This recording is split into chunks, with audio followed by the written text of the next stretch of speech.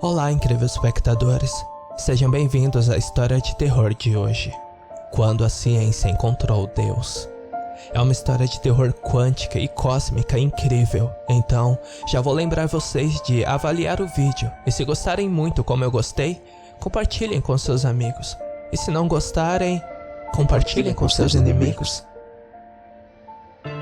Antes de começar a história, quero dizer que este vídeo é patrocinado pelo Project Z.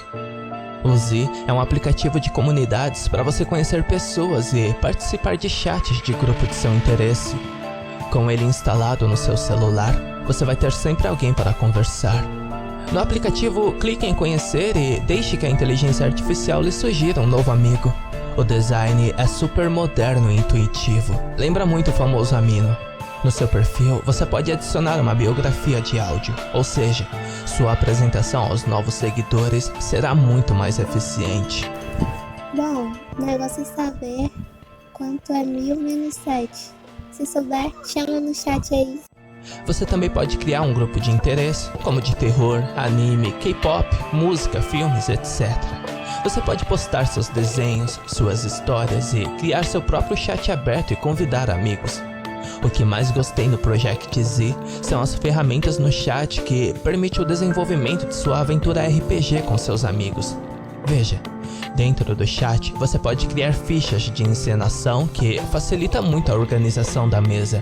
Você pode rolar os dados para ajudar na tomada de decisões, jogar a moeda num cara ou coroa e até decidir quem está com a razão através de um Joquem Pô.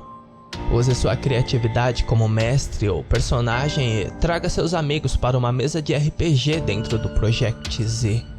Eu já criei um grupo do canal e estou convidando você a postar um relato ou história sobrenatural de sua autoria dentro do grupo. Vai sair um vídeo aqui no canal narrando histórias de inscritos e, para participar, é só postar dentro do meu grupo a sua história. O prazo para você postar sua história é até sexta-feira, 8 de outubro, então corre no link na descrição e baixe o Project Z no seu celular.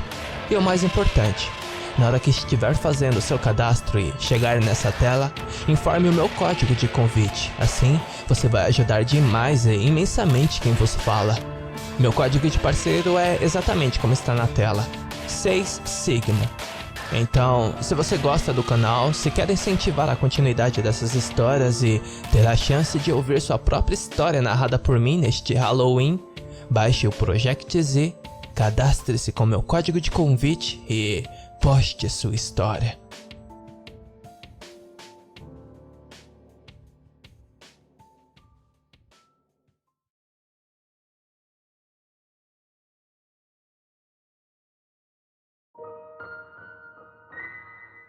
Nunca me importei muito com religião.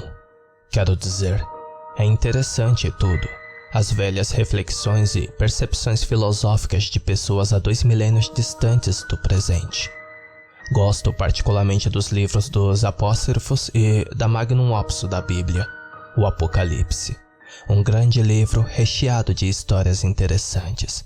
E também, muito me agrada a ênfase em fortes laços familiares e a estatura moral em que eu possa me espelhar ou até mesmo refletir, como também o seu próprio Deus, em termos de uma entidade onipresente gigante que criou tudo e nos ama incondicionalmente, observando cada movimento de nossos planos. Mas até então, não temos nenhuma prova exata que esse Deus exista. Ainda não pertenço a nenhuma doutrina religiosa singular. Mas sabendo o que sei agora, bem, vamos apenas dizer que o título de ateu seria um pouco falso. Estalar minha bandeira naquele campo contradiria todos os meus princípios do método científico e observação em primeira mão. Por mais que eu tente, não posso negar ou refutar de boa fé o que eu mesmo testemunhei. Chamar tudo o que descobrimos de Deus pode ser um pouco corretivo ou até mesmo precipitado, mas não há como negar. Nós encontramos algo.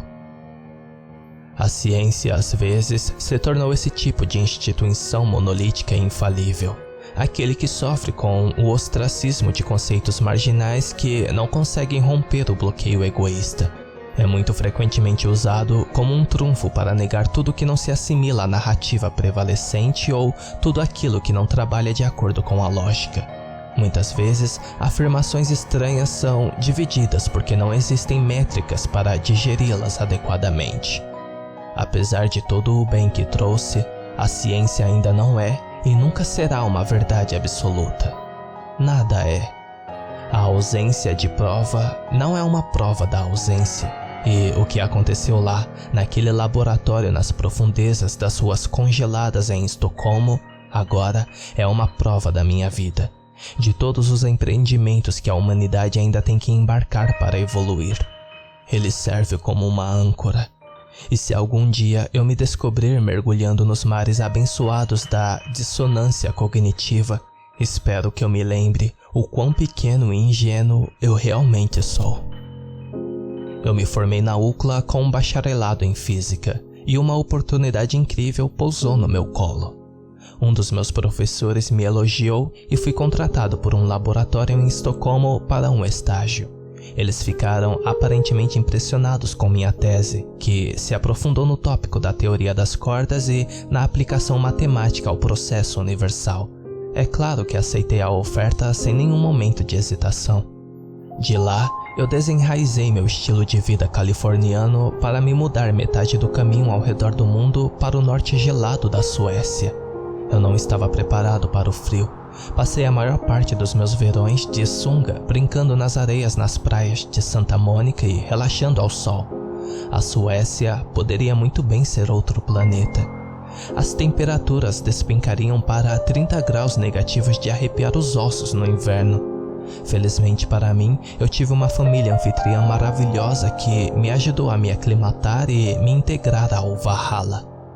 Fui trazido para a equipe e lentamente comecei o árduo processo de integração ao grupo. Eles foram todos incrivelmente gentis e acolhedores, mas ainda assim, a sensação de ser terrivelmente derrotado pelos meus colegas era espessa. O projeto era composto por mais de 50 homens e mulheres, todos eles entre os melhores que o mundo tinha a oferecer. Eles vieram da Alemanha, Japão, Polônia, Hong Kong, Coreia do Sul e muitos outros estados soberanos.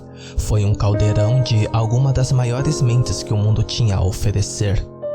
Vê-los em seus elementos e maravilhar-se com a maneira como suas mentes empurravam tópicos estúpidos para mergulhar direto no córtex da realidade era totalmente incrível e mais do que um pouco intimidador.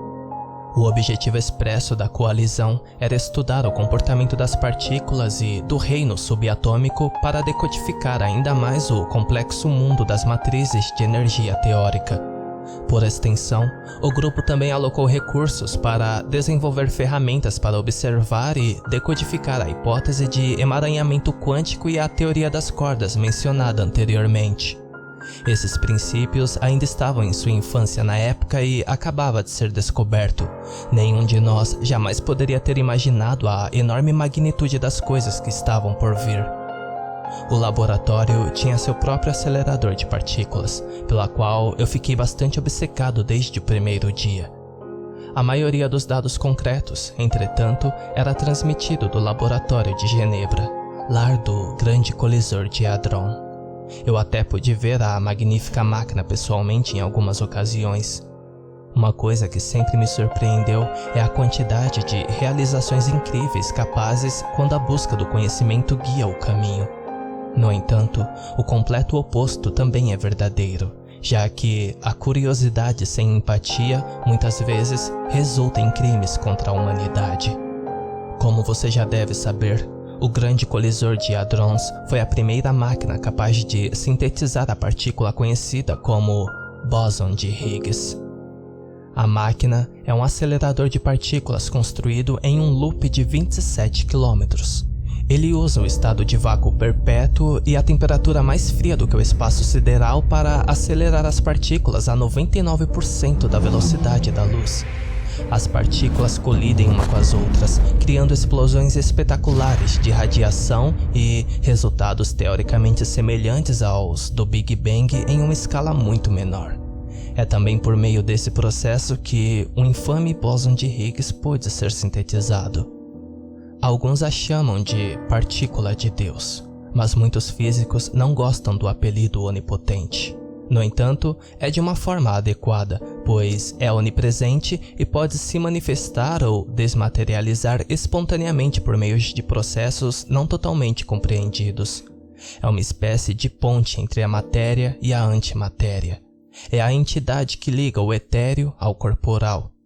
É o lugar entre o claro e o escuro. Difícil de definir, pois assim que termina a luz, começa a sombra e vice-versa. O momento exato da interseção é difícil de identificar, mas há um momento definitivo, e esse momento é o bóson de Higgs. Antigamente, pensava-se que a matéria só poderia existir em um lugar de cada vez, mas o teste da fenda de partículas de nossos progenitores provou o contrário. Um acelerador de partículas foi usado para ejetar prótons entre uma linha das duas fendas microscópicas. Eles naturalmente presumiram que os prótons passariam pela fenda A ou pela fenda B, e quando observados diretamente, sua premissa foi corroborada. No entanto, quando um fundo de impressão foi instalado para contornar a observação direta, eles notaram um detalhe peculiar. As partículas produziram o que é conhecido como onda ou padrão de interferência na impressão, como ondulações em um lago. Isso significava que as partículas estavam interferindo em si mesmas enquanto passavam simultaneamente por ambas e por nenhuma das fendas. A princípio, foi considerado um falso negativo e uma impossibilidade total, mas milhares de experimentos repetidos chegaram à mesma conclusão. Havia mais negação. A matéria pode existir mais de um lugar ao mesmo tempo, e a realidade é alterada simplesmente para percebê-la. Seria essa a prova da existência de Deus? O mundo da física de partículas é estranho, e apenas começamos a vislumbrar sua majestade. Às vezes, pode até exigir que suspendamos nossa própria compreensão humana limitada das coisas para contemplar coisas além da compreensão de nossa mente. Era essa a ideia que o tabernáculo de todo o grupo estava tentando alcançar, para desvendar os mistérios do universo subatômico e entender melhor a própria realidade.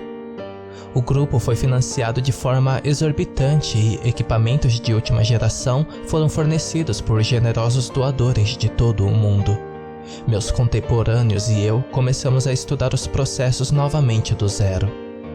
Isso consistia principalmente em monitorar a natureza dos prótons e testar o mesmo processo continuamente.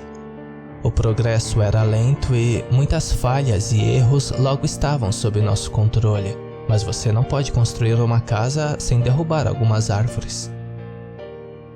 Demorou anos para decodificar parte da fórmula, mas eventualmente aprendemos que o comportamento dessas partículas poderia ser previsto sob certos pretextos.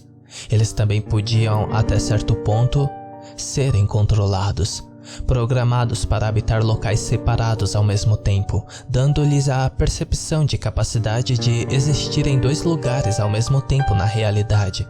Porém, era mais semelhante a uma transferência de local por meio de fendas microscópicas no bóson de Higgs. Percebemos que não era uma questão de viajar, mas sim de viajar através da própria estrutura do espaço. Com estímulos elétricos e geossincronização baseada em coordenadas, pode-se manipular essas partículas para transferir locais mais rápido do que num piscar de olhos.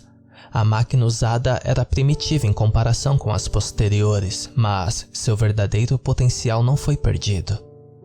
O tempo passou e a técnica foi mais refinada, mais prontamente na distância que as partículas puderam ser transportadas. Começou com apenas alguns nanômetros, mas eventualmente poderíamos transferir partículas a vários metros. Foi por meio desse processo que os planos para um tipo inteiramente novo de máquina foram concebidos pela primeira vez. Era para ser uma máquina diferente de todas as anteriores. Em vez de estímulos elétricos enviados por circuitos e fios, ele era transferido diretamente de um local para outro. Energia sem fio, transportada pelo espaço. Isso melhorou muito os recursos de computação e permitiu que a máquina agisse muito mais rápido do que qualquer coisa já vista antes. Os ideais iniciais para a máquina eram, na melhor das hipóteses, céticos, mas com o passar do tempo, o real significado de seu potencial tornou-se aparente. Quando combinado com um processador adequado e interface digital, ele logo começou a decodificar a criptografia e traduzir a cifra matemática em uma fração do tempo de qualquer coisa vista antes. Mas não parou por aí. Com um conversor binário, não demorou muito para que a própria fisiologia humana fosse decifrada e convertida em pequenos anagramas convenientes e fórmulas simplistas. Isso logo deu à máquina a capacidade de replicar todos os tecidos humanos a partir de células-troncos fetais. Quando recebe biomassa bruta, pode fabricar um coração ou um pulmão duplicado, um que era geneticamente indistinguível do DNA do doador. Em uma ocasião, a máquina até conseguiu fazer crescer o braço de um veterano de guerra amputado. A maioria de nós achava que não poderia funcionar, que as terminações nervosas dos braços do homem não poderiam ser ressuscitadas depois de tanto tempo.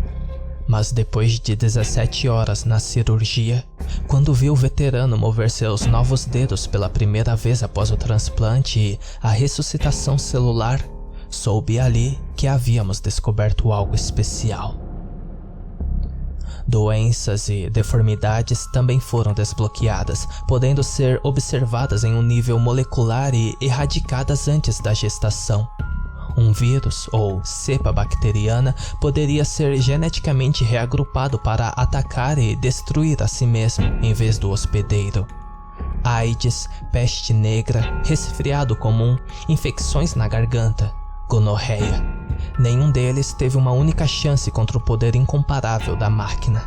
Ele poderia até reprogramar o DNA humano para proporções desejadas, eliminando cromossomos extras e restaurando as vias neurais para reverter doenças cognitivas entrópicas como demência e Parkinson. Mesmo condições pré-natal como paralisia cerebral e microcefalia estavam em processo de erradicação. Não era apenas material orgânico. A máquina poderia pegar um bloco de carbono e alterar seus isotopos para criar carbono 14 e eliciar a radioatividade. Isso se mostrou interessante para outras possibilidades de potência, pois a máquina demonstrou potencial para criar sua própria fonte de combustível. Mas houve outra descoberta mais pertinente. Ao reorganizar o número de prótons no núcleo atômico, o peso atômico do elemento dado foi alterado, transformando-o em outro elemento completamente. A máquina tinha o poder de mudar os próprios blocos de construção do próprio universo, podendo transformar cobre em ouro, bromo em iodo. Acho que foi então que percebemos o escopo do que havíamos criado. As aplicações para a máquina pareciam intermináveis. Ela poderia escrever livros, clonar organismos vivos e alterar os próprios elementos sob nossos pés. Era a pedra filosofal, o santo graal e o olho que tudo vê em um pacote pequeno e conveniente. O Deus Ex Machinima. Nasceu nosso primeiro computador quântico do mundo. Uma distinção importante que eu gostaria de fazer. Apesar dos rumores prevalecentes, o computador quântico não era de fato uma inteligência artificial. Ele tinha um poder de computação que superava quase tudo na Terra 1000 vezes e a capacidade de realizar quase qualquer tarefa dada a ele, desde que as acomodações necessárias fossem implementadas. Por esse motivo, não tinha permissão para tomar decisões por si mesma. Muitos de meus colegas estavam nervosos com a perspectiva de uma inteligência artificial de alguma forma ganhando consciência. Nós realmente não tínhamos ideia de onde nosso experimento nos levaria. Então, a decisão foi tomada no início, para evitar que ele pensasse por conta própria e usasse isso para impor algum risco. O computador era uma besta de carga, executando alegremente qualquer tarefa que lhe fosse dada, mas éramos nós que segurávamos as rédeas. Foi quando os problemas burocráticos começaram.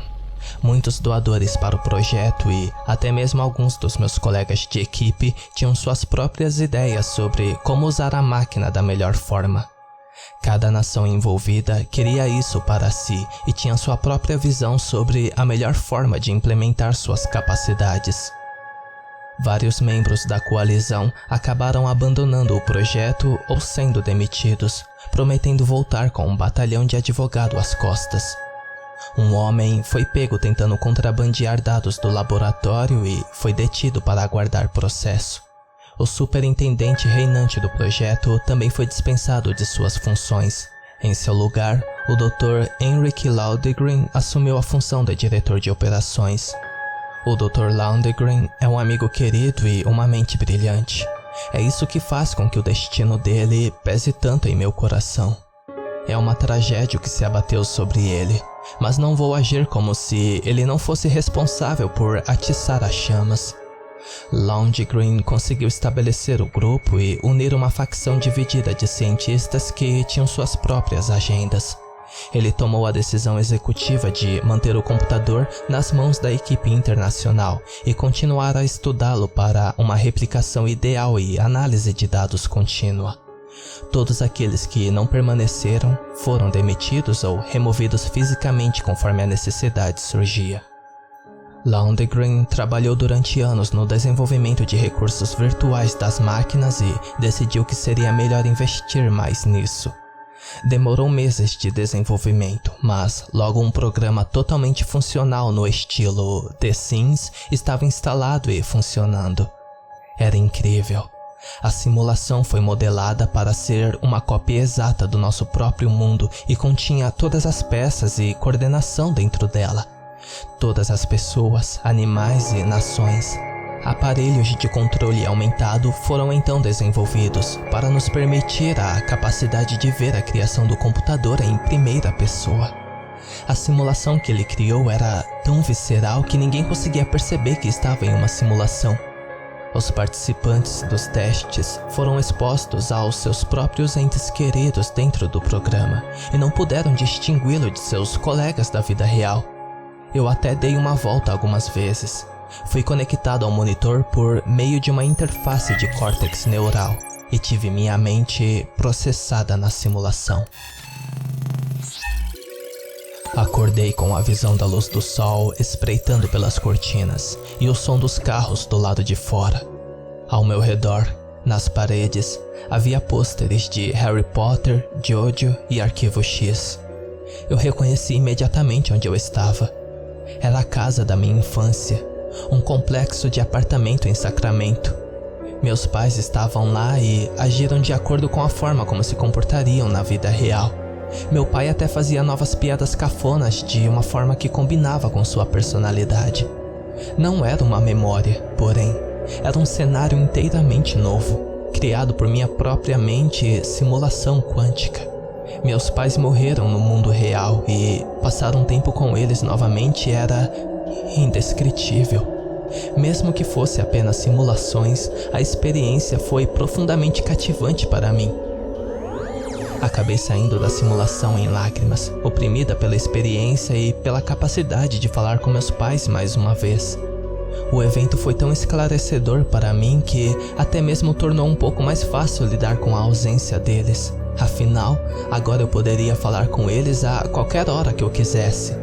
Eu me descobri nunca querendo deixar a matriz. Posteriormente, o Dr. Laundegren me questionou sobre minha experiência. Eu fiquei muito feliz em relatar as coisas que tinha visto. Ele ouviu atentamente, com simples acenos ocasionais e respostas de uma palavra. Seu rosto cinza exibia um sorriso, e as bochechas apresentavam covinhas de deleite. Mas seus olhos estavam longe do presente e preocupados. Tivemos uma reunião com todos os membros da equipe algum tempo depois. Laundegren se levantou e caminhou para a frente do grupo, silencioso e perdido em pensamentos. Quando ele finalmente falou, ele prendeu nossa atenção total. Ele percorreu tudo que nosso pequeno grupo conseguiu realizar e as coisas que aprendemos em nossa jornada. Todos os milagres revelados e traduzidos em uma codificação digital e todos os avanços feitos. Não era uma voz triunfante, entretanto. Era sombria, como se nada disso realmente importasse. Ele então primeiro propôs sua teoria. Aqui estávamos nós, com todo um universo simulado nas pontas dos dedos. Uma realidade digital criada e mantida por uma máquina que construímos. Uma simulação tão autêntica que ninguém poderia distingui-la da própria realidade. E se tivéssemos o poder de criar isso, como saberíamos que nosso próprio universo não era o resultado do mesmo processo? Como sabíamos que nossa realidade não era de fato apenas uma simulação? Um silêncio enervante caiu sobre o resto do grupo enquanto Lauderdale concluía sua epifania. Todos os presentes pareciam contemplar a ideia em silêncio, com uma aura visivelmente nervosa agora persistente. Não foi dito muito depois disso, mas não havia mais nada para dizer. Tínhamos um objetivo totalmente novo. Ao voltar para o trabalho no dia seguinte, imediatamente percebi que vários de nossos colegas haviam abandonado o projeto sem sequer se despedir. Restaram apenas 7 de nós, entre os quais estava o prestigioso Henrik Lauderdale. Ele mudou, porém. Seu otimismo e atitude inquisitiva revertida para um destroço de um homem paciente e balbuciante. Ele se tornou hostil a questionamentos prolongados e eu pude ver a ideia corroer sua mente enquanto ele caminhava na corda bamba entre a loucura e o gênio. Às vezes ele parecia à beira de uma psicose catatônica. Ele divagava e falava sozinho e praticamente parou de sair de seu laboratório. Colocamos nossos olhos em uma nova tarefa, para desmontar e testar a hipótese de Lauderdale, para desenvolver a capacidade de romper os limites de nossa simulação suspeita e pular além da nossa própria realidade para vislumbrar o que pode estar do outro lado. Nada mais parecia mais importante naquele ponto. A vida pode ser acidental, a consciência também. Um inferno, até mesmo organismos complexos como seres humanos, resultados de evolução genética e um pouco de sorte. No entanto, a simulação não é acidental. Exige uma imensa dedicação, programação e logística, sem falar na potência e na manutenção. A capacidade de sintetizar mundos digitais não é algo aprendido ou realizado por acidente. Leva tempo, recursos e inteligência para tentar. E mesmo assim, não há garantia. O único conceito que saiu da mesa imediatamente foi que a simulação teorizada era o resultado de um fenômeno natural ou alinhamento cósmico aleatório. Se a hipótese de Lauderdale estava certa e nosso universo era de fato uma ilusão, então alguém ou algo devia estar puxando os cordões por trás do véu. Por mais poderoso que fosse o computador quântico, mesmo ele não tinha a capacidade de vislumbrar dimensões superiores. Como afirmado antes, ele recebia comandos apenas de nós e só podia realizar tarefas que pudéssemos articular de uma forma coerente a ele. Percebemos bem cedo que a visão direta fora dos limites do universo provavelmente não era possível. A única opção era enviar uma mensagem para ver se haveria uma resposta. Por meio de experiências corretivas e dezenas de noites pesadas sem dormir, finalmente tivemos uma descoberta. Nossa realidade é baseada em leis. Leis do movimento, leis da atração, leis da física. Essas leis não podem ser quebradas acidentalmente, mas com a tecnologia quântica elas podem ser manipuladas. Muitos acreditam que os extraterrestres inteligentes foram alertados pela primeira vez sobre a humanidade quando as bombas atômicas caíram sobre Hiroshima e Nagasaki. A nossa ideia era essencialmente a mesma, demonstrando que tínhamos a capacidade de trabalhar duro com o mundo quântico na esperança de obter uma resposta de um ser superior.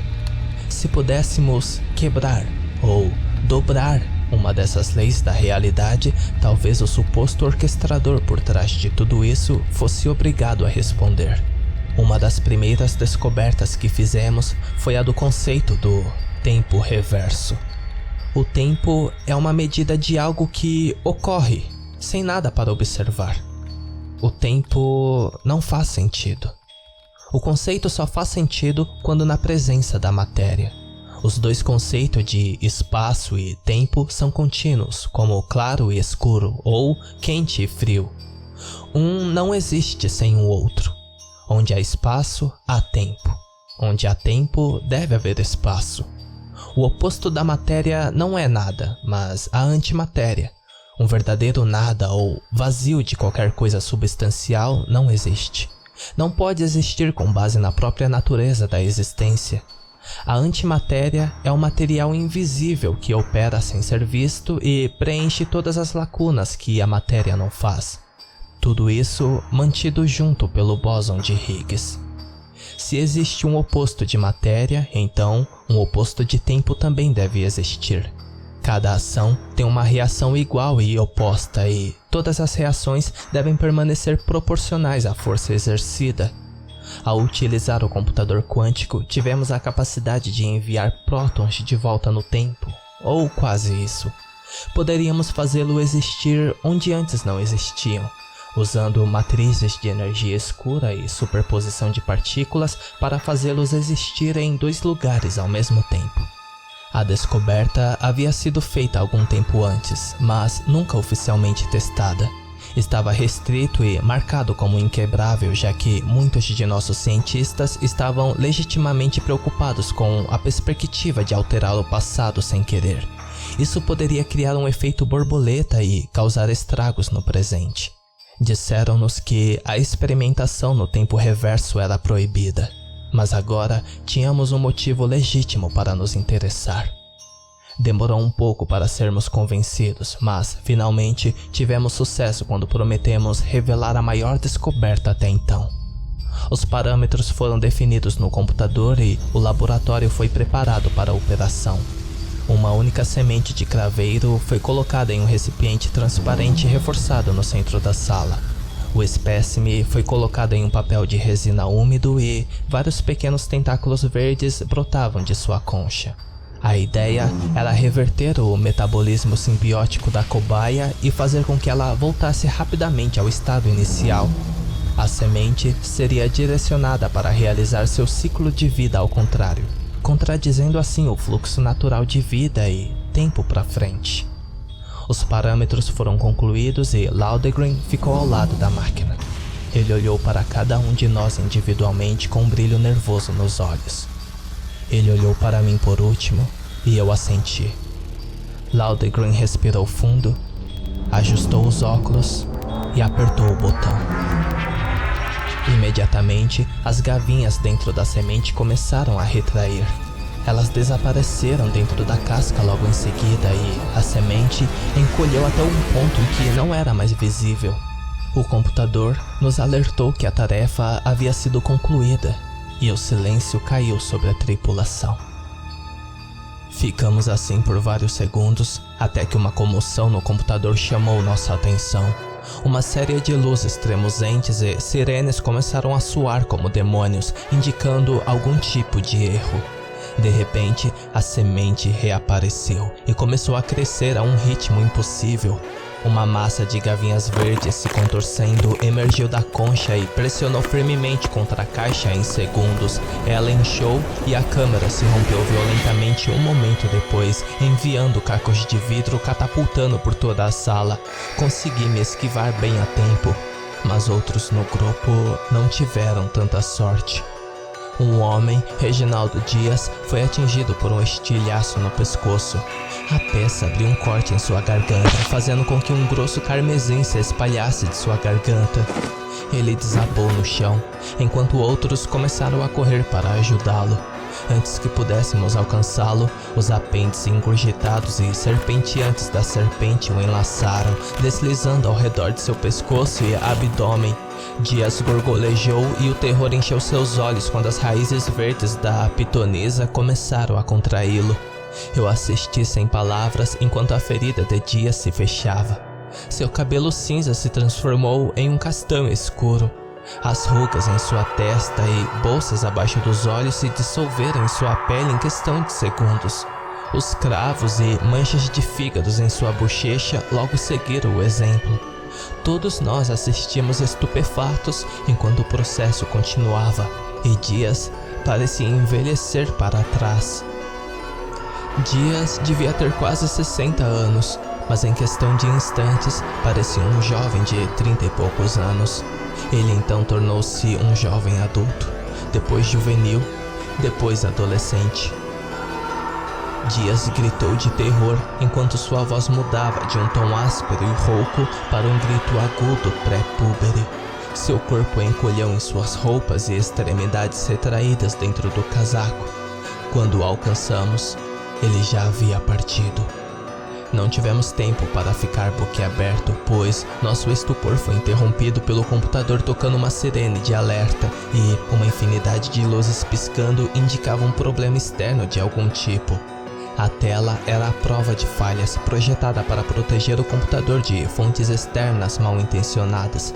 A maioria de nós achava que os firewalls do computador quântico eram o suficiente para evitar qualquer tentativa de violação, mas aparentemente estávamos errados. Um dos meus colegas correu para o interruptor de desligamento. Ele estava prestes a apertá-lo quando foi interrompido por um grito repentino de Lauderdale. Lauderdale ficou parado, os olhos arregalados e boquiaberto enquanto olhava para o monitor principal do computador. A exibição de aviso havia cessado e apenas uma única tela permaneceu ativa. Nela era exibida uma única barra de carregamento, com aproximadamente 20% dela sendo preenchida. Isso indicava apenas uma coisa: algo estava sendo baixado. Percebemos imediatamente que devia ser um vírus ou outro malware de algum tipo, uma perspectiva que antes era impossível com base nas medidas de segurança do computador. Mas o download persistiu. Todas as tentativas feitas para restringir o download e interromper seu progresso foram inúteis. Trocamos olhares nervosos um com o outro, indecisos sobre se puxaríamos o plug e salvaríamos nossa criação da insurgência hostil ou se permitiríamos que continuasse até o fim. A chamada acabou sendo feita pelos investidores fora da sala, que já haviam sido notificados do desenvolvimento. Eles exigiam que a energia fosse cortada e a máquina fosse salva. O computador representa um investimento colossal e os custos para consertá-lo ou substituí-lo caso ocorresse algum dano não foram considerados levianamente. A contragosto, Lauderdale seguiu as ordens e o protocolo de desligamento, comandando o desligamento, e isso foi feito imediatamente. Mas a máquina não desligou. Continuou, impossivelmente e sem nenhuma fonte de energia direta que a sustentasse. O pânico começou a irromper do laboratório e a sala caiu na escuridão. A única luz que restou foi a do monitor principal quando o download atingiu a metade. O computador gemeu e zumbiu sob enorme pressão enquanto centenas de ventiladores ganhavam vida para tentar resfriar a máquina Leviathan. Ficamos para trás, incapazes de fazer cara ou coroa com o desenvolvimento. Simplesmente não havia nenhuma maneira possível de que a máquina tenha permanecido ativa. Mesmo assim estava. Ela continuou a encher a barra de progresso, movido pelo combustível de alguma fonte interna desconhecida. Sem outras soluções viáveis à mão, exceto a destruição física do próprio computador, não podíamos fazer nada, a não ser aguardar o culminar. O download terminou alguns minutos depois, diante a sala mergulhada em escuridão. Deliberamos por um momento antes de decidir que nosso único recurso seria ligar o computador novamente. O arquivo misterioso pesava impressionantes 100.000 terabytes, o suficiente para preencher centenas de discos rígidos normais, mas apenas mais uma gota no oceano para o computador quântico. Uma vez que a mobilidade total foi alcançada, um único prompt nunca visto antes preencheu a tela. Tipo de arquivo desconhecido. Deseja executar o arquivo? Todas as tentativas feitas para ignorar o prompt falharam. Rapidamente, usamos um programa separado em outra tela para rastrear a origem do arquivo, mas sem sucesso. Agora, não há como se esconder de um computador quântico atrás de um proxy ou VPN. Ele usa um processo baseado de algoritmo combinado com a velocidade de resposta do ping para determinar a origem provável, com uma precisão de 99,999%. Estamos falando do tempo de resposta medido em milionésimos de segundo, mas para um computador quântico é tão simples quanto o abecedário. Claro, ele erra uma vez a cada 100 milhões de tentativas, mas a questão é, sempre há um palpite. Desta vez, porém, recebemos uma nova mensagem. Incapaz de determinar a origem do arquivo. Laudegreen deu um passo para trás, ponderou a situação e enxugou as gotas de suor brilhante da testa. Sem mais nada à nossa disposição, ele percebeu que só restava uma opção. E então, ele deu um último comando. Abra.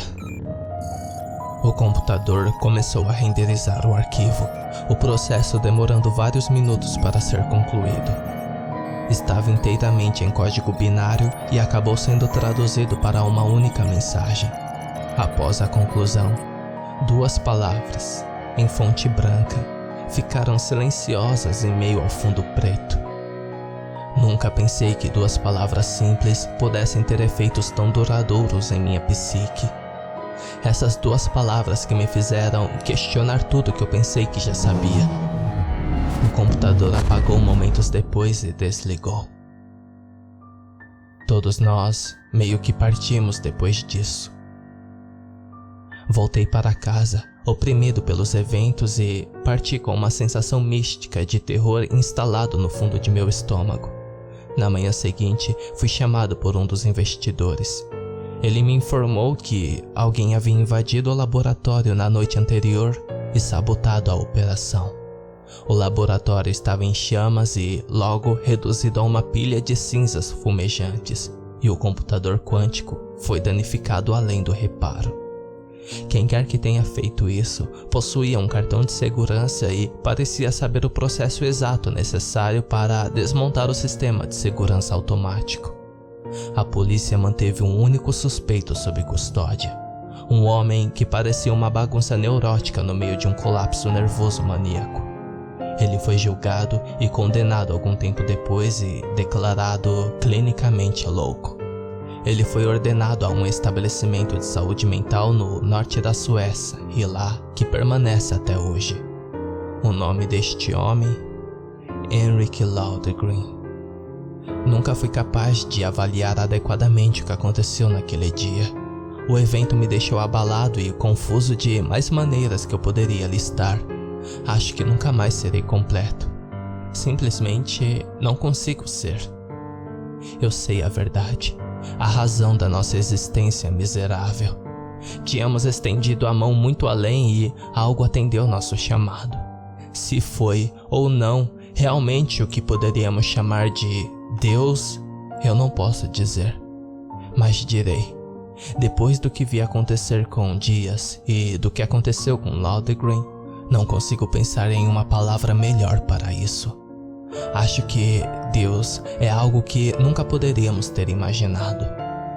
Ele nos segura a todos na palma de sua mão, e com um simples movimento do pulso poderíamos dizer o que somos. Não existe amor, não existe salvação. Existe apenas aquilo que está além das margens da nossa realidade. Aquilo que não temos esperança possível de compreender, muito menos de combater. Uma coisa também é certa. Ele está nos observando e não quer que nos intrometemos naquilo que não deveríamos ver. Estamos situados em meio a um oceano de mares negros infinitos e não foi feito para viajarmos para longe. Essa mensagem final não poderia ter sido mais clara. E sempre que me vejo divagando, lembro-me daquelas 2 palavras simples, transmitidas pelo computador quântico em seus últimos momentos de vida. Pare.